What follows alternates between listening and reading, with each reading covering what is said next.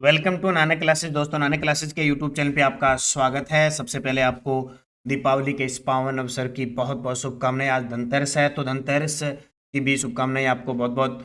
आज के 9 बजे की क्लास में हम चर्चा करेंगे राजस्थान की वेशभूषा और रीति रिवाज। शाम को 6 बजे आपको टेस्ट मिल चुका है और 9 बजे इसकी व्याख्या। आज के बाद आपको 15 तारीख को टेस्ट मिलेगा। शेड्यूल आपके पास है, ठीक है। नानक क्लासेज ऐप के अंदर सीरीज नंबर 4 का ये शेड्यूल है। सबसे पहले हमने कला संस्कृति शुरू की थी, तो अब 2-3 दिन आपको छुट्टी रहेगी दीपावली के अवसर पर, क्योंकि बाकी सब जो स्टाफ टेक्निकल टीम है वो अपने अपने घर पर दीपावली एंजॉय करेगी। आप भी खूब एंजॉय करें, मेहनत करें, साथ साथ में जैसे भी टाइम मिले थोड़ा पढ़ने की भी कोशिश करें, क्योंकि वक्त हमारे पास बहुत कम होता है, उसको कभी ज़ाया नहीं करना चाहिए। सबसे पहले आपको मैं बता देता हूँ 50% ऑफ चल रहा है। जितनी भी नानक क्लासेज ऐप के अंदर टेस्ट सीरीज चल रही है, चाहे वो करंट अफेयर्स की हो, चाहे वो राजस्थान ये सामान्य अध्ययन की हो, चाहे कॉलेज व्याख्याता हो, चाहे सामान्य अध्ययन हो, रीट की हो, first grade, second grade, LDC, SI, जो भी चल रही है वो टोटल। और एक और आपके लिए सूचना बता देता हूँ, हमारा जो दूसरा चैनल है प्रताप क्लासेज चैनल, उस पर एक तो क्लासें चल रही है स्पेशल एनसीईआरटी बुक की, कक्षा 6 से 10 तक नवीन संस्करण करवाया जाएगा। और पूरा का पूरा मैटर आपको प्रताप क्लासेज ऐप के अंदर गूगल प्ले स्टोर से ज्वाइन कर लेना। एनसीईआरटी बुक जिसका प्राइस 200 रुपये है, 14 नवंबर तक दीपावली ऑफर में मात्र 100 रुपये में उपलब्ध हो रही है। तो आपको वहाँ पे हर एक अध्याय का टेस्ट भी मिलेगा। शुरुआत कक्षा 6 से हुई है और उसका वीडियो सोल्यूशन यूट्यूब पे मिलेगा। तो यूट्यूब भी पर ऐप, यूट्यूब पे वीडियो भी देख सकते हो और ऐप के अंदर टेस्ट लगा सकते हो। तो टेस्ट ज्वाइन कर लेना, क्योंकि आजकल राजस्थान के एग्जामों में आरबीएससी और रीट, सीटेट वगैरह जितने भी एग्जाम है, अगर जीके अगर आएगा तो इन एनसीईआरटी की बुक से आता है। कि आप यूपीएससी की तैयारी कर रहे हो, जो आरएस की तैयारी हो, ठीक है, तो इनको अध्ययन कर लेना प्रताप क्लासेज में। तो करें आज की क्लास की शुरुआत। निम्न में से कौन सा वस्त्र पुरुषों का नहीं है? निम्न में से कौन सा वस्त्र है वो पुरुषों का नहीं है? देखो, आत्म सुख है, बुगतरी है, अचकन है, तीनों ही पुरुषों का वस्त्र है। जबकि नांदड़ा, कौन सा? नांदना या नांदड़ा, ये आदिवासी महिलाओं के द्वारा प्रयुक्त किया जाने वाला प्राचीनतम वस्त्र है। साथ साथ में मैं व्याख्या भी लेके आया हूँ, साथ में आपको पता लगता रहे। तो व्याख्या देखो, नांदड़ा आदिवासी महिलाओं द्वारा प्रयुक्त किया जाने वाला प्राचीनतम वस्त्र है जो शाहपुरा में बनता है। अब भीलवाड़ा को हटा देना, ठीक है, क्योंकि वैसे रीत चली हुई है अभी। तो ये सरकार के द्वारा एकदम क्लियर नहीं किया गया है। 50 जिले बना दिए गए हैं, उनकी एकदम सीमा वगैरह, बस थोड़ा थोड़ा आंकड़ा इतने में चुनाव आगे, तो आगे जैसे ही होगा तो हम पढ़ेंगे। लेकिन फिलहाल हमें पता होना चाहिए कि शाहपुरा भीलवाड़ा के, और भीलवाड़ा से अलग हुआ है शाहपुरा। तो नांदड़ा आदिवासी महिलाओं द्वारा प्रयुक्त किया जाने वाला प्राचीनतम वस्त्र है। राजशाही पगड़ी कहाँ की प्रसिद्ध है? राजशाही पगड़ी कहाँ की प्रसिद्ध है? तो ये राजशाही जो पगड़ी है वो जयपुर की प्रसिद्ध है। कहाँ की? जयपुर की। तो राजशाही केवल एक रंग से तैयार साफा जिसमें सफेद बूंदें होती है, संभवतः राजा द्वारा इस्तेमाल किए जाने के कारण इसे राजशाही कहा गया। यानी राजशाही यानी केवल एक रंग से तैयार साफा है और राजा के द्वारा प्रयुक्त होता था, इसलिए इसका नाम है राजाशाही। राजाशाही, सॉरी, राजाशाही पगड़ी कहाँ की प्रसिद्ध है? जयपुर की। तेज सर्दी में ऊपर से नीचे तक कश्मीरी फिरन की तरह पहना जाने वाला वस्त्र है। आपने कश्मीरी लोग देखे होंगे, एक पूरा मतलब आत्म सुख पूरा नीचे से ऊपर तक की पहने रखते हैं, क्योंकि उधर सर्दी बहुत पड़ती है, कश्मीर की तरफ पहाड़ों में बर्फ बहुत होती है। तो तेज सर्दी में ऊपर से नीचे की तरफ कश्मीरी फिरन की तरह पहना जाने वाला वस्त्र कहलाता है आत्म सुख। क्या कहलाता है? आत्म सुख। और सबसे पुराना आत्म सुख सिटी पैलेस जयपुर में रखा गया है। दुतई, गदर, कानो व मिर्जाई किससे संबंधित है? दुतई, गदर व कानो व मिर्जाई किससे संबंधित है? मेवाड़ की पगड़ी, अंगरखी, टोपी के प्रकार या फिर साड़ियों के प्रकार है? तो क्या है? ये सारी की सारी अंगरखी के प्रकार है। इसके अंगरखी। ये क्वेश्चन सीधे सीधे आरपीएससी के द्वारा तो सीधे पूछ लिए जाते हैं, क्योंकि कक्षा 10 आरपीएससी राजस्थान अध्ययन के अंदर है। आपको वीडियो दे चुका हूँ, आपको पुस्तक बाजार में उपलब्ध है, टेस्ट दे चुका हूँ, तो ये तो बहुत बार पढ़े होंगे आप। ज्वार भात की ओढ़नी का पहनावा किस समुदाय की महिलाओं में प्रचलित है? ज्वार भात की ओढ़नी का पहनावा किस समुदाय की महिलाओं में प्रचलित है?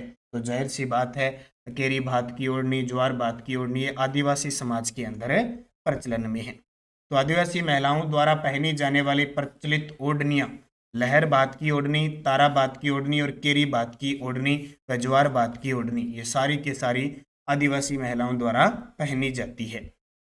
और ये टेस्ट सीरीज है 200 रुपये की। आज 14 नवंबर तक इसमें ऑफर चल रहा है, मात्र 100 रुपये की। 1 साल तक आपको राजस्थान जीके के लिए भटकना नहीं पड़ेगा। भूगोल, इतिहास, कला, संस्कृति, राजनीति विज्ञान, इसकी पूरी सीरीज चल रही है। और 1 नंबर, 2 नंबर, 3 सीरीज पूरी हो चुकी है, चौथी चल रही है। और मैं अब जो भूगोल आएगी, नए पैटर्न पर आधारित, नए जिलों पर आधारित पूरी भूगोल करवाऊंगा। टॉपिक वाइज शेड्यूल दे रखा है। उद्देश्यशाही, अमरशाही, विजयशाही और शाहजहानी, ये सब क्या है? उद्देश्यशाही, अमरशाही, विजयशाही और शाहजहानी, ये सब क्या है? ये सारी की सारी किसके प्रकार है? राजस्थानी पगड़ियों की शैलियां हैं। किसकी? राजस्थानी पगड़ियों। जैसे विजयशाही तो विजय सिंह ने, अमरशाही तो अमर सिंह ने, उदयशाही तो उदय सिंह ने। निम्न में से कौन सी पगड़ी श्रावण मास में तीज के अवसर पर पहनी जाती है? निम्न में से कौन सी पगड़ी श्रावण मास के अंदर जब तीज आती है, श्रावणी तीज, जहां से क्या होता है कि छोटी तीज बनाई जाती है, त्योहारों का आगमन होता है, तो सीधी सी बात है, लहर होती है, लहरिये की पगड़ी। क्या होती है? लहरिये की पगड़ी। छाबदार क्या है? छाबदार मेवाड़ में पगड़ी बांधने वाला, मारवाड़ में, हड़ौती में या बंदेज कला से संबंधित है। तो छाबदार मेवाड़ में पगड़ी बांधने वाले को कहते थे। पगड़ी बांधने वाला बंदेरा कहलाता है और मेवाड़ में पगड़ी बांधने वाले को छाबदार कहते हैं। पगड़ी बांधने वाला बंदेरा कहलाता है। मेवाड़ में जो पगड़ी बांधने वाले थे उसको कहते हैं छाबदार। जैनब की साड़ियाँ कहाँ की प्रसिद्ध है? जैनब की साड़ियाँ कहाँ की प्रसिद्ध है? तो दिगोद कोटा की, दिगोद कोटा की जैनब की साड़ियाँ प्रसिद्ध है।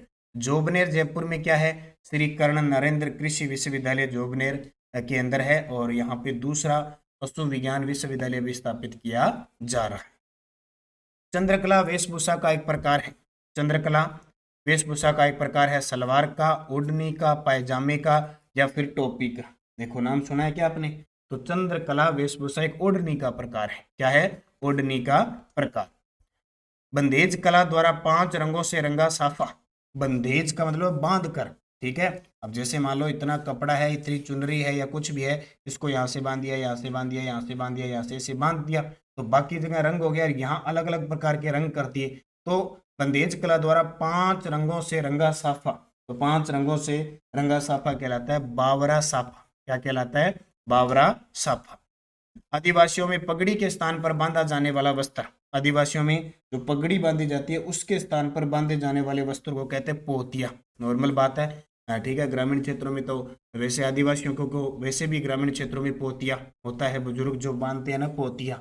और आदिवासियों में तो खास करके प्रसिद्ध है पोतिया, सर पर बांधने वाला होता है। नांदड़ा या नांदना कहाँ का प्रसिद्ध है? अभी ताजा आया, शाहपुरा का। कहाँ का? शाहपुरा का।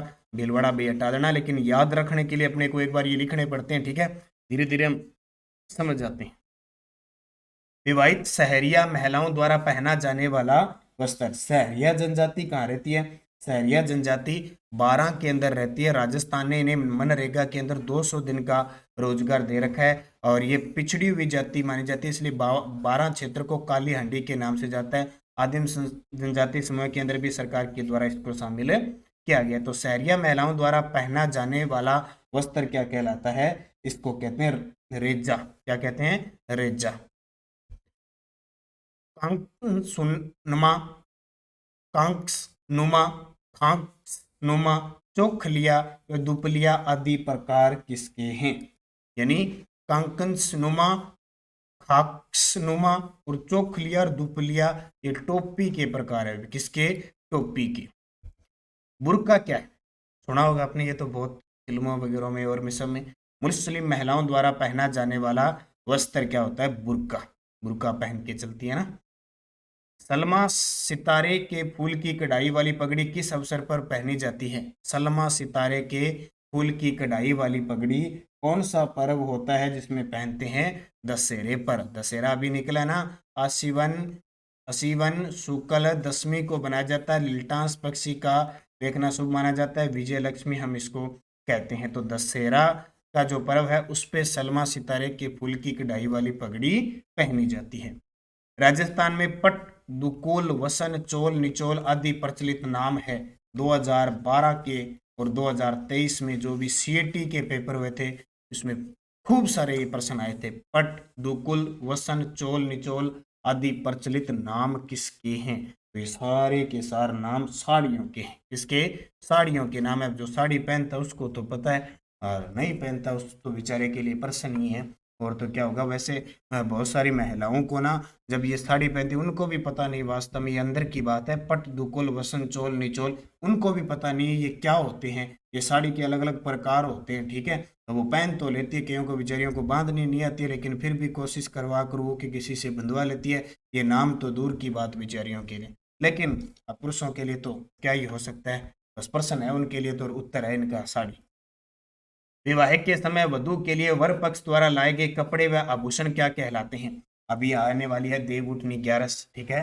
शादियों का समारोह शुरू हो जाएगा, और वधु के लिए वर पक्ष द्वारा कपड़े व आभूषण क्या कहलाते हैं? सुनेडो नाम बरी, यानी बरी पलड़ो, ठीक है। वो वर पक्ष के द्वारा वधु को भेजा जाता है बरी पलड़ा, और इन्हीं में से वो जो होता है, फिर वो वर जब अपनी बारात लेके जाता है तो वहां पे फिर वधु उसी वस्त्र को धारण करती है, वो है। अब जी कहीं शादी होगी बिन ध्यान है, जी कहीं ना हुई बिन के पतो, ठीक है।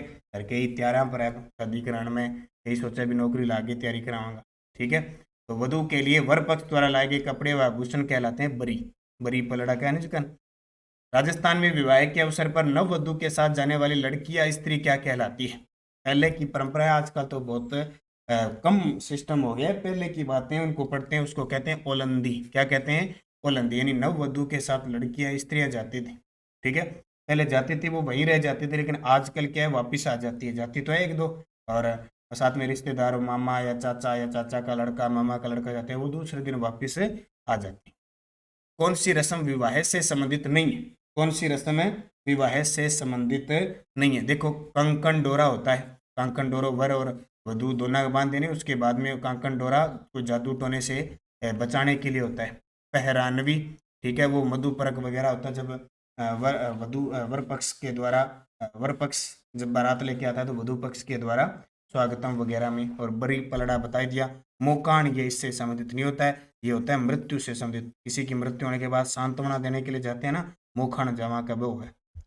व्याख्यान, मोखान मृतक के रिश्ते द्वारा मृतक के परिजनों को सांत्वना देने के लिए जाने को कहा जाता है। दामाद को ससुराल पक्ष के लोगों द्वारा टीका निकाल कर दी जाने वाली नगद राशि क्या कहलाती है? सोनेडो है कि नाम। दामाद को ससुराल पक्ष के द्वारा, ठीक है, तो क्या देता है? जुआरी का। ये दिया वो क्या नहीं, सासू इंज की सासू, सासू माँ अपने जुआई को जुआरी देती है। यानी सासू माँ हो गई, या जो बुजुर्ग महिलाएं होती है, वो लगभग सभी क्या है, जुआई आता है उसको वो कुछ ना कुछ पैसे देती है, 100 200 500, जी जी जी का घर वनी भी दे, तो जुआरी जिकन का, ठीक है।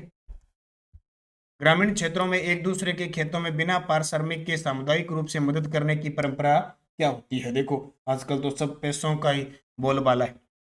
पहले साथ साथ में रहते थे, आपस में खेत होते थे, पहले एक खेत में काम करवा दिया, फिर वही सारे मिलके दूसरे खेत में जिकन बड़छी करवा, ठीक है। नॉर्मल गांव में कहते हैं बड़छी, बड़छी करा दो माने, यानी आप हमें काम करवा दो, हम आपको काम करवा देंगे, बिना पारिश्रमिक होते नहीं, एक दूसरे से कोई मतलब नहीं है। और आजकल तो दिहाड़ी वगैरह ले जाते हैं, मजदूर ले जाते हैं, करवा लेते हैं, उसको कहते थे लाहास। लाहास। राजस्थान में मृत शरीर को भी राजस्थानी भाषा में लाश कहते हैं, यहाँ लाश कहेंगी पड़ी है, ठीक है। लेकिन बिना पारिश्रमिक के सामुदायिक रूप से मदद करना वो भी लाश कहलाती है, यानी कहते नहीं लाश कहेंगी पड़ी है, अनेर के अंदर लाश कहेंगे आगे बाय। मृतक के बेटे व पोतों द्वारा शव यात्रा के आगे आगे चलते हुए अर्थी को प्रणाम करने की रस्म क्या कहलाती है? मृतक का बेटा या पोता 4 जने, तो कहते हैं ना 4 जने फिक्स है, निश्चित है, एक दिन मृत्यु निश्चित है, और 4 जने उठा के हमें अर्थी पे ले जाएंगे, कुछ नहीं बचेगा, साथ कुछ नहीं जाएगा, जाएगी तो वो लाश जाएगी, सब जाएगा, ठीक है। एक चला जाए 4 देते हैं कंधा, ठीक है, सुना है ना आपने भजन सुना है, एक चला जाए 4 देते हैं कंधा, राम तेरा गोरख धंधा, ठीक है। तो सब यात्रा के आगे आगे चलते हुए अर्थी को प्रणाम करने की रस्म क्या कहलाती है? तो उस रस्म को कहते हैं दंड। क्या कहते हैं? दंड, ठीक है। पिंडदान है, बिखेर, ओसर, ये सारे के सारे मृत्यु भोज से संबंधित है। सती प्रथा पर रोक लगाने का सर्वप्रथम प्रयास करने वाले प्रथम मुस्लिम शासक कौन थे? मोहम्मद तुगलक थे। मोहम्मद बिन तुगलक रोक थे, लेकिन राजा राम मोहन राय के प्रयासों से 1829 में सती प्रथा पर रोक लगती है। लॉर्ड विलियम बैंटिंग होते हैं उस समय, उनके द्वारा। विधवा पुनर्विवाह अधिनियम किसके प्रयासों से बनवाया गया? ईश्वर चंद्र विद्यासागर के प्रयासों से। ईश्वर चंद्र विद्यासागर और उस समय थे लॉर्ड डलहौजी के प्रयासों से 1856 में विधवा पुनर्विवाह अधिनियम बनाया गया और लॉर्ड कैनिंग द्वारा 27 जुलाई 1856 को इसे लागू कर दिया गया। गांव बारण रसोई बनाना संबंधित है। गांव बारण रसोई बनाना किससे संबंधित है? तो ये किससे संबंधित है? इंद्र देवता को प्रसन्न करने के लिए और वर्षा के लिए। गांव बारण रसोई बनाना इंद्र देवता को प्रसन्न करना और वर्षा के लिए। तो विकल्प 1 और 2 सही है। काटा, मेघ, लोकाई, कांदिया व मोसर संबंधित किससे है? मोसर का नाम सुना होगा, मृत्यु भोज करते हैं ना, 12वें दिन मृत्यु भोज करते हैं, दान पुण्य करते हैं। एक होता है जोसर, जो व्यक्ति अपने मरने से पहले यानी जीवते जी मृत्यु भोज कर जाता है। कांदिया, लोकाई, मेघ ये सारे मृत्यु भोज से संबंधित है। बिलों में मृत्यु भोज को काटा कहते हैं और ग्रासियों में मृत्यु भोज को मेघ या कांदिया कहा जाता है। यानी अलग अलग समाज में अलग अलग प्रथा होती है। कौन सी रिवाज मृत्यु से संबंधित नहीं? कौन सी रिवाज? देखो, दंड है, आदेटा है, जाके आदेटी का दिशा चेंज की जाती है, बिखेर, पीछे कुछ न कुछ सिक्के वगैरह बिखेरते रहते हैं। ये निकासी का कोई संबंध नहीं है मृत्यु से। तो बारात रवाना होने से पहले दूल्हे को घोड़ी पर चढ़ाकर निकासी निकाली जाती है, जिसमें वह निकट के किसी देवस्थान मंदिर तक जाता है। होता है ना, बहुत आजकल की परंपरा कई समाज की खत्म हो चुकी है। वैसे होती है जैसे बारात मान लो यहाँ से गाड़ी जाएगी, उससे पहले किसी के घर पे जाके दूध वगैरह पिलाते हैं, कहीं देखा होगा आपने। मंदिर तक तो नहीं पहुंच पाते क्योंकि मंदिर बहुत दूर है, क्योंकि पहले इतना टाइम लगा देते हैं बारात के लिए कि जल्दी से फिर पहुंचना होता है। पहले क्या होता था, फिक्स कुछ गाजे बाजे थोड़े बहुत हुआ करते थे, ये स्टूडियो वगैरह हुआ ना करते थे, तो फिक्स टाइम पे बारात पहुंचती थी। आजकल अगर टाइम बारात का सुबह 11 बजे है तो बारात शाम को 4 बजे पहुंचती है। इतने ये स्टूडियो वगैरह, मूवी वगैरह, गाजे बाजे, नाचना करना, पार्टी शार्टी करनी, इतना टाइम लग जाता है। इसलिए वो फिर फटाफट क्या करते हैं, एक पड़ोसी के घर में जाते हैं, थोड़ा सा दूध पिलाया और तुरंत भेज देते हैं। कई समाज में अभी तक है लेकिन बहुत कम। डिजिटल जमाना, डिजिटल साथी। राजस्थान में गांगड़ी रात कब जगाई जाती है? आलो भी सुन दो, सुनड़ी है थारी। राजस्थान में गांगड़ी रात कब जगाई जाती है? तो मृतक की अस्थियां विसर्जित कर वापस लौटने पर जाते हैं ना, जब मृतक की मृत्यु होने के बाद उनके जो परिवार वाले हैं वो जहाँ भी आपका पवित्र स्थान होता है वहाँ पे अस्थि विसर्जित करके आते हैं, वापस लौटते हैं, तो ये गांगड़ी रात जब जगाई जाती है। मतलब बुजुर्ग वगैरह होते हैं तो भजन वगैरह गाए जाते हैं। और है जैसे सरकार ने कोरोना काल में मोक्ष कलश योजना शुरू की थी ना, मोक्ष कलश योजना। तो मृतक की अस्थियां विसर्जित कर वापस लौटने पर गांगड़ी रात जगाई जाती है। ठीक है। और दीपावली ऑफर का ध्यान रखना, टोटल टेस्ट सीरीज में 50% ऑफ है 14 नवंबर तक। जरूर अध्ययन कर लेना। रेट, जिला दर्शन, पीटीआई, सेकंड ग्रेड, कृषि पर्यवेक्षक, संगणक जितनी भी चल रही है सब में आपको 50% छूट है, ताकि आप आराम से पढ़ सकें। लेकिन मैं तो यही कहूँगा आपको टेस्ट सीरीज लेने के बाद भाई उसका अध्ययन जरूर करें। अध्ययन नहीं किया तो 150-200 रुपये लगाने का कोई फायदा नहीं है, मैं तो ये कह रहा हूँ। ठीक है, आप उतने 150-200 लगाओगे, उनमें बार बार फिर मेहनत करना, भी मेहनत करोगे निश्चित आपको सफलता मिलेगी। बाकी ये राजस्थान जीके है, ये तो बहुत ही गजब कवर होगा जो साथ साथ चल रहा है। टॉपिक को पढ़कर, जैसे आज वेशभूषा, रीति रिवाज, ये टॉपिक आपने पढ़ के टेस्ट दिया है ना, तो मैं मानता हूँ। और फिर आपने गौर किया कि मेरे प्रश्न ये गलत कैसे हुए, गलत हुए तो उनको लिखना है, फिर आपकी तैयारी होती है। फॉर्मलिटी करोगे ना तो फिर पार नहीं पड़ेगी। इतनी सारी भीड़ है इस प्रदेश के अंदर, चाहे राजस्थान हो चाहे देश, किसी की तैयारी करो। हर एक विद्यार्थी अलग अलग कोने में जाके बैठा है, कोई लाइब्रेरी में बैठा है, कोई घर पे बैठा है, कोई कोचिंग लगा हुआ है, कोई ऑनलाइन कोर्स से बैठा है, सब पढ़ रहे हैं। लेकिन एक योजना बना के पढ़ना, पेपर को हैंडल करना, पिछला पेपर दिया उसमें क्या गलती की, अब क्या सुधारना है, कौन सा सब्जेक्ट कमजोर है, किस में नंबर कट रहे हैं, वो देख के अगर पढ़ोगे ना तो नौकरी लगोगे। ऐसे आड़ू तरीके से सबकी तरह पढ़ते जाओगे तो फिर काम नहीं बनेगा। इसलिए मेहनत करो, लेकिन सही दिशा में मेहनत करोगे तो आपको सफलता मिलेगी। पुनः दीपावली पर्व की हार्दिक शुभकामनाएं। जय हिंद, जय भारत, जय राजस्थान, शुभ रात्रि।